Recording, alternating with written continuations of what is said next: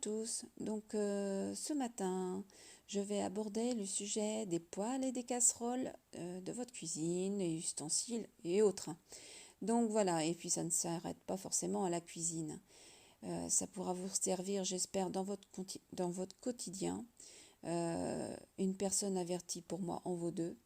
Et puis quelque part, tout le monde maintenant commence à faire attention aux pesticides, peut-être même aux additifs alimentaires, mais il faut savoir qu'il faut aussi aller un peu plus loin. Voilà, tout ce que l'on peut enlever euh, qui peut nous perturber intérieurement, on va dire, il faut vraiment l'enlever. Parce qu'il y a des choses malheureusement qu'on ne peut plus enlever. En enlevant le plus possible, c'est laisser une chance à nos organismes de se défendre. Parce que sur des petites quantités, il arrivera à gérer. Bon, sur des personnes malades, ça va être beaucoup plus difficile. Enfin, déjà malade. Mais une personne... bon, après, voilà, nous sommes tous quelque part en dessous de nos capacités par rapport à ce que l'on devrait être à l'heure actuelle, hein. Mais bon, pas beaucoup s'en rendent compte, hein, mais il faut savoir que dès qu'on attrape des rhumes régulièrement, des maux de gorge, qu'on a des problèmes de dos et autres, hein, tout ça, ça vient d'un problème interne, hein, ce n'est pas voilà, externe. Et c'est souvent dû à des poisons, entre autres, qui perturbent soit l'assimilation des vitamines, des minéraux et tout le reste, soit un manque de vitamines et minéraux que vous avez déjà dans votre nourriture, enfin que vous n'avez plus d'ailleurs dans la nourriture. Mais bon, ça va même au-delà de ça, donc je ne vais pas m'étaler là-dessus, puisque le but, c'est de parler de poêles et de casseroles ce matin. Donc voilà. Donc, comme on commence, voilà, en plus c'est une chaîne où je parle aussi de jardin, donc voilà, on va continuer parce que bah, si on met nos légumes dans des poêles téflon, voilà, c'est pas l'idéal, hein. La santé passe par l'assiette et par la poêle, et comme presque tous les foyers français, vous cuisinez avec des poêles au téflon. Vous vous intoxiquez sans vous en rendre compte. Voici un comparatif de matériaux pour cuisiner en toute sécurité. Donc comme d'habitude, je ferai mes petits commentaires en fonction du lien parce que on n'est pas toujours d'accord, on voudrait rajouter des petits commentaires en plus par rapport à ce qui a été mis, donc c'est ce que je fais. Les poêles en téflon à bannir. Téflon est une marque et le nom commercial donné au polytétrafluoréthylène. Et pour faire simple, au PTFE. Ce revêtement anti-adhésif est très populaire depuis les années 50 en France grâce à la société Tefal, contraction de téflon et aluminium. Donc vous pourrez vous reporter à la vidéo que j'ai faite sur l'aluminium et à vos propres recherches bien sûr. On estime aujourd'hui 90% des cuisines françaises sont équipées de poêles en téflon. En effet, ces poêles ont un grand avantage, elles n'attachent pas. On peut donc cuire en utilisant moins de graisse, ce qui a conquis nombre de ménages persuadés qu'ils cuisinaient ainsi plus sainement. La première erreur est de penser le gras est la cause de surpoids. Information malheureusement relayée par la pensée unique de la nutrition. La deuxième erreur, c'est que le téflon, très résistant à la chaleur, est très rigide et malheureusement aussi extrêmement toxique dès 230 degrés Celsius. Émanation d'acide corrosif. Pour info, sachez que lorsque vous cuisinez, votre poêle atteint 250 degrés Celsius en quelques minutes. Pas jojo comme nouvelle, ça c'est certain. Alors je voudrais revenir, comme le gras est mauvais pour la santé, soi-disant c'est entièrement faux. Le gras, nous en avons besoin. Il est même vital. Ne plus avoir assez de gras dans l'organisme, c'est un danger, plus de danger que d'en avoir. Donc voilà, en fait tout est inversé dans ce monde. Le cholestérol, il n'y a pas de bon et de mauvais cholestérol. Il y a un monsieur qui est très très bien qui est, voilà, j'ai encore oublié son nom, mais je ferai une vidéo qui s'est spécialisée dans le cholestérol. Bon, voilà, j'ai oublié, c'est un médecin aussi, hein, et qui vous mettra, voilà, sur enfin, les aberrations en fait du cholestérol.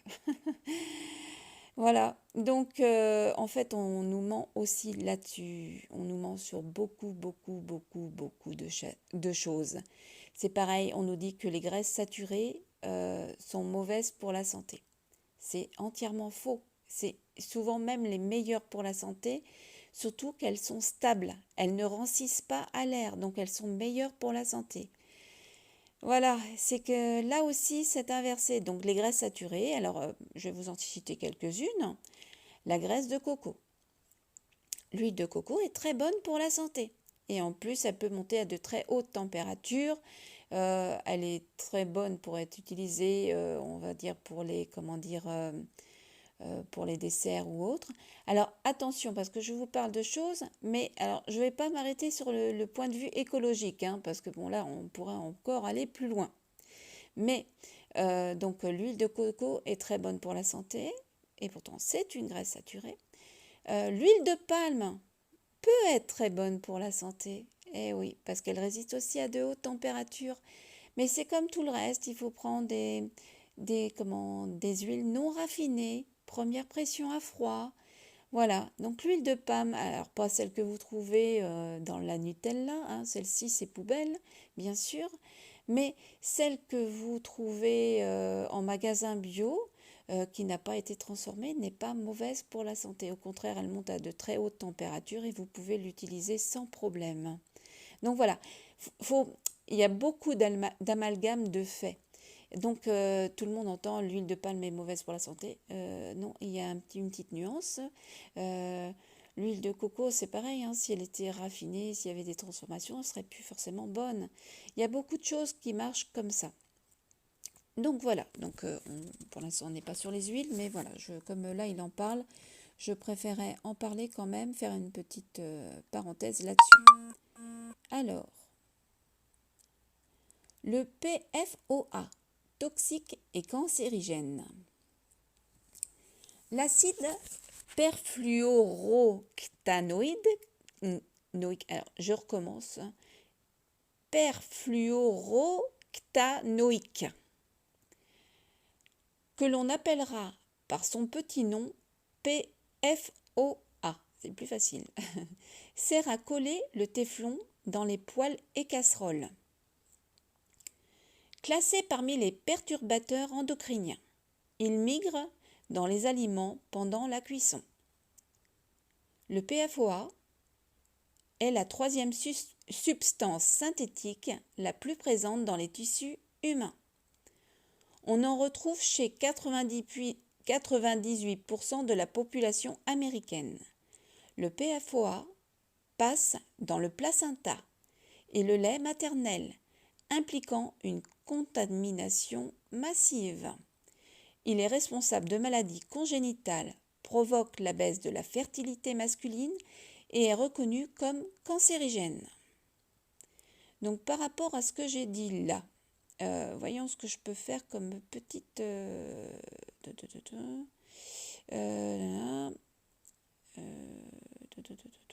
alors attendez, parce que je cherche, je voulais dire quelque chose comme quoi je devrais dire tout de suite, mais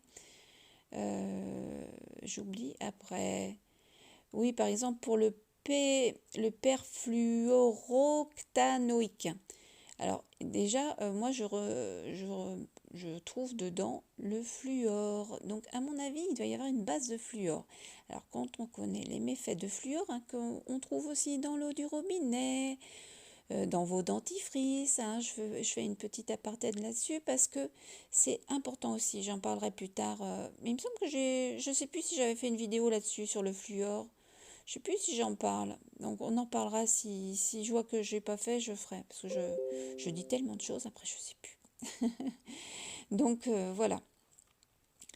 Donc voilà, cette colle en fait est très dangereuse pour la santé, hein. Donc c'est une colle qui permet en fait qui se trouve entre la poêle et le revêtement, histoire que ce revêtement adhère.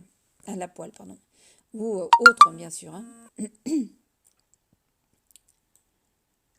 Ne vous faites pas avoir. On trouve maintenant des poêles garanties sans PFOA.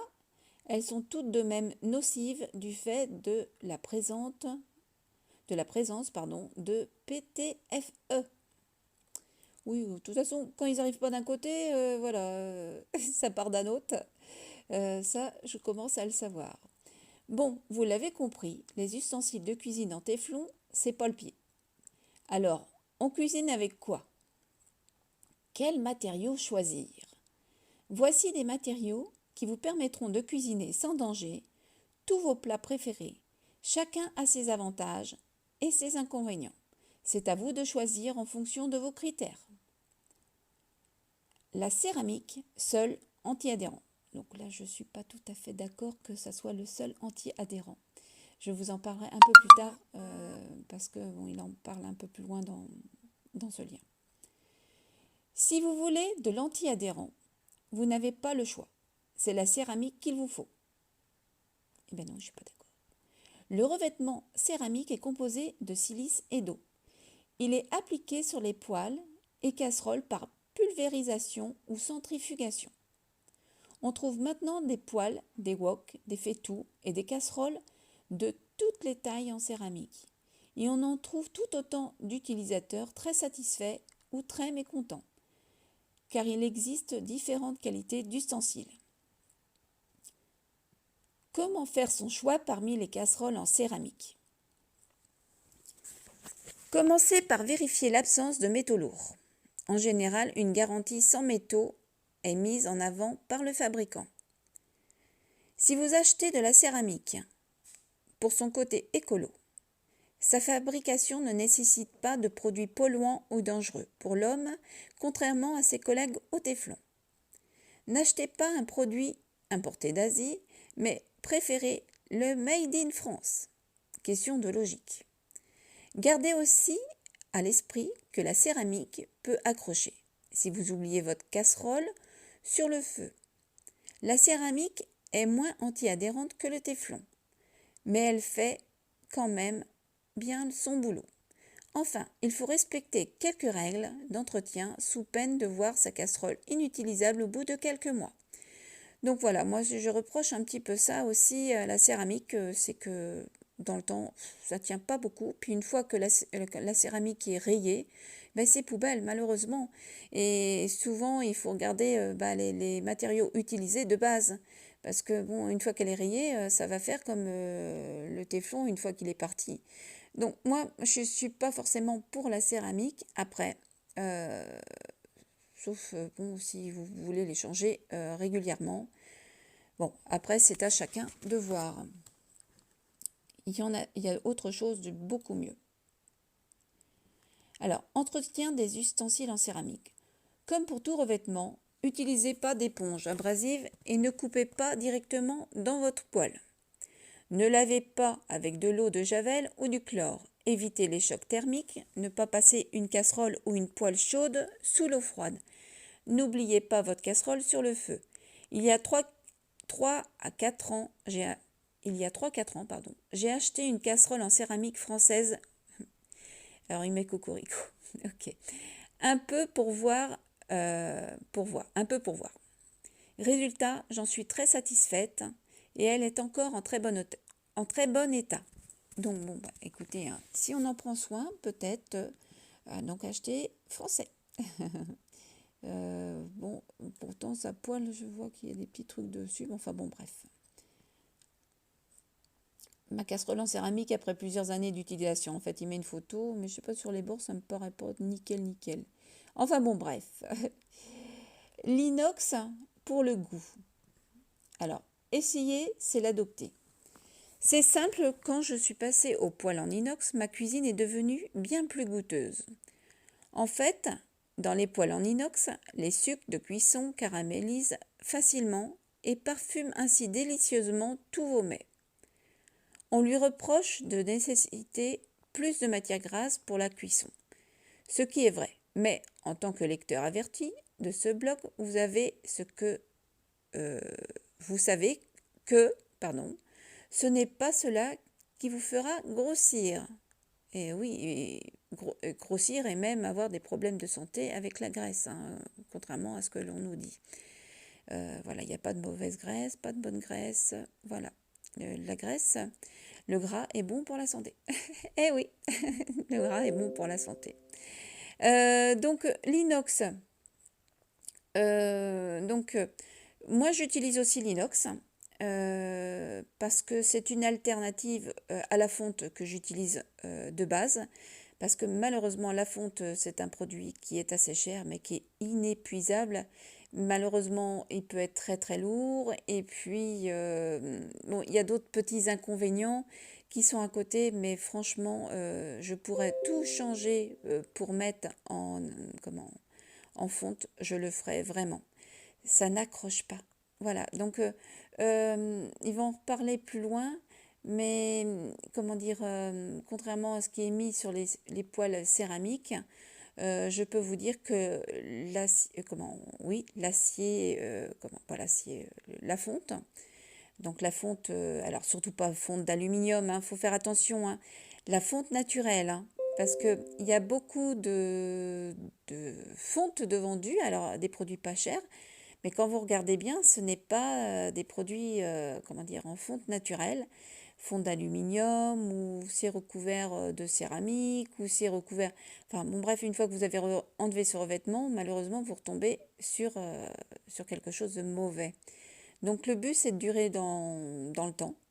Une poêle en fonte, vous pouvez la mettre dans le feu. Une poêle ou un faitout, enfin bon bref, une cocotte, enfin tout ce que vous voulez. Voilà, vous faites un feu de joie, vous la mettez dedans, il n'y a pas de problème, elle résistera. Bon, bref, pour moi, c'est ce qu'il y a de mieux. Après, il y a des petites choses à savoir pour pas que ça accroche. Voilà.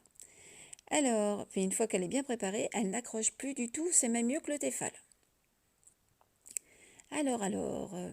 Donc là, c'en est fini pour l'inox. Non, il continue sur les poêles en inox. Ok. Comment choisir ces poêles en inox? L'acier inoxydable est un alliage de métaux. Il existe donc différents ustensiles avec différentes proportions de métaux. Le plus résistant est l'inox 1810, 18% de chrome, 10% de nickel. Point positif, ne raye pas, ne s'oxyde pas, passe au lave-vaisselle et est en partie recyclable. Son prix est plus élevé que celui de la céramique ou du téflon. Mais sa durée de vie est de plusieurs années. Eh oui, donc vaut mieux investir, voilà. De toute façon, l'inox, oui, alors là, il n'y a pas de souci. Voilà, moi, de toute façon, je suis entre la fonte, comme je l'ai dit tout à l'heure, et l'inox. Donc, on y vient à la fonte. La fonte, le must. Les produits en fonte naturelle sont exempts de tout produit toxique. Et la fonte ne craint rien, ni le chaud, ni les rayures. Ah oui, vous pouvez y aller avec le couteau dedans, voilà, vous ne lui ferez pas de mal. À condition de graisser régulièrement ces ustensiles à l'aide d'un chiffon huilé. Alors, moi, je vais vous dire comment je fais. En fait, pour pas qu'elle accroche, parce que même quand je fais des crêpes, je les fais dans des poêles en fonte. J'en ai même une spéciale pour Blinis, donc qui me fait faire des mini crêpes en fait. Et voilà, ça n'accroche pas du tout. Donc, une poêle en fonte, alors beaucoup disent je comprends pas, au prix que j'ai payé, ma poêle en fonte accroche. Alors, si c'est une poêle en fonte naturelle, il ne devrait pas y avoir de souci. C'est la personne qui a mal fait la préparation. Il faut savoir qu'une poêle en fonte, ça doit être culotté. Qu'est-ce que ça veut dire culotté? Ça veut dire qu'il faut la passer plusieurs fois à la flamme, donc au feu sur votre gaz par exemple, de façon à donc faire plein de petites cuissons avec, en graissant bien la poêle au début. Voilà. Et à force de cuire dedans, vous allez avoir une espèce de, alors ça va faire comme un revêtement, si on veut, anti-adhésif qui va se préparer, à condition que, en la lavant, vous n'utilisez aucun produit, même pas de produit de liquide vaisselle. Une poêle en fonte, ça, quelque part, ça ne se dégraisse pas. Ça se, si, à l'eau chaude, mais pas plus. Il existe d'ailleurs des brosses spéciales pour la fonte, pour brosser voilà, à l'intérieur. Alors moi, ce que je fais, j'ai une espèce de petit couteau à mastic que j'utilise pour au cas où, voilà, j'avais fait une cuisine qui avait un peu accroché alors que normalement ça accroche pas. Mais bon, suivant ce qu'on utilise, ça peut arriver, vous savez, à force de cuire et de recuire, ou vous l'oubliez, bon, ça peut arriver, malgré que normalement ça doit pas arriver avec la fonte. Mais bon, donc j'ai un petit couteau, alors là vous pouvez y gratter, c'est increvable, donc vous pouvez y aller. Par contre, je n'utilise pas, mais alors surtout pas de produits à vaisselle. Alors beaucoup ont trouvé, oui, mais bon, c'est pas forcément bien lavé. C'est vrai que quand on passe un chiffon blanc dedans, vous allez retrouver comme de l'oxyde de fer ou quelque chose dessus. Et c'est vrai que ça peut en dégoûter quelques-uns. Alors, c'est le moindre mal. Donc surtout pour les personnes anémiées, hein, en plus. Hein, donc, l'oxyde de fer, ça peut être pas mal, hein, on va dire, si on la récupère dans la fonte. Hein. Après, bon, des personnes qui ont trop de fer, bon, il faut faire attention quand même. Mais voilà, donc moi je passe ce petit couteau au besoin, en principe j'en ai pas besoin. Cette brosse qui est spéciale en fait pour la fonte, donc je passe la brosse sous l'eau bouillante et donc je nettoie ma poêle ou ma casserole ou mon faitout, hein, c'est pareil. Et puis une fois que c'est brossé, alors ce que je fais, alors soit j'utilise, bon je prends un chiffon propre ou un sopalin, enfin ce que vous avez sous la main, pour bien essuyer la poêle. Parce qu'il faut faire attention sur ce genre de poêle parce que malheureusement, elles peuvent rouiller. Donc ça s'en va, bien sûr. Mais elles peuvent rouiller si vous la laissez humide, ce qui est tout à fait logique. C'est pour ça qu'il faut bien la graisser après. Ou alors, vous l'essuyez très bien. Alors moi, ce que je fais, moi souvent, ce que je dis à mon fils aussi, pour éviter, parce que souvent il essuie pas très très bien, je lui dis de repasser ça un petit peu sur le gaz, comme ça elle sèche. Voilà, et au moins elle ne rouille pas. Ou alors vous prenez un sopalin ou autre chiffon et vous la repassez à l'huile. Donc voilà. Alors c'est vrai que son prix par contre, comme c'est dit dans le lien, est assez élevé. Mais les casseroles et poêles en fonte sont quasiment increvables. Oui, il faut y aller, si vous voulez les bousiller, il faut vraiment y aller. Par contre, ces inconvénients majeurs sont le poids. Bon, ça permet de faire de la muscu tout en cuisinant. Et son utilisation, il faut faire monter la température progressivement si on ne veut pas que ça attache. Donc c'est ce qui s'appelle culotter, c'est ce que je vous disais tout de suite. Donc faire de la muscu, oui c'est vrai, le fait de soulever les poils, même ma poêle à crêpes, hein, j'ai pris une 23 cm, je peux vous dire qu'elle est assez lourde. Mais vu que ça n'accroche pas, j'ai pris moi des palettes assez larges en inox qui me permet en fait de tourner ma crêpe sans avoir à faire sauter ma crêpe. Hein. Voilà, on n'est pas obligé de la faire sauter et puis là on n'a pas de souci. Tout à l'heure, je vais revenir un petit peu vite fait sur les huiles saturées. Tout à l'heure j'ai parlé de l'huile de palme, l'huile de coco et vous avez aussi l'huile de sésame qui reste assez stable aussi. Hein.